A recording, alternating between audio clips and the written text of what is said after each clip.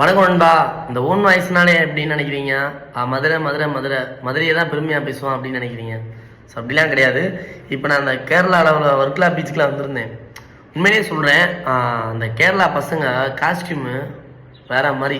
சின்ன சின்ன பசங்கள்லேருந்து எல்லா பேருமே பேக்கி பேண்ட் தான். நான் பார்த்த வரைக்கும் திருப்பூருக்கு எப்படி டிஷர்ட்டு ஃபேமஸோ அதே மாதிரி கேரளாவுக்கு பேக்கி பேண்ட்டுன்னு சொல்லலாம். பேக்கி பேண்ட்டுக்கு பேர் போன ஊர் கேரளா அப்படின்னு கூட சொல்லலாம். ஸோ எல்லா பேருமே காஸ்டியூம்ல வேற மாதிரி. நானே லைக் ஆகிட்டேன். இதே பேக்கி பேண்ட்டை நம்ம மதுரையில் போட்டால் இது என்னடா பேண்ட்டு, என்னடா அது பாவாடை வச்சுருக்கு, என்னடா ஏதுடான்னு போட்டு நம்மளை போட்டு கொடை சொல்ல கொடுக்குறாங்க. அது இந்த கிரடு கட்டையை இருக்கு பாரு, இந்த லென்ஸ் வச்ச கேமரா வச்ச கிரடு கட்டையை திண்ணையில் உட்காந்துக்கிட்டு இங்கிட்டு போகும்போது ஹான்றாங்க. சைனீஸ்ல தான் பேசுவாங்க.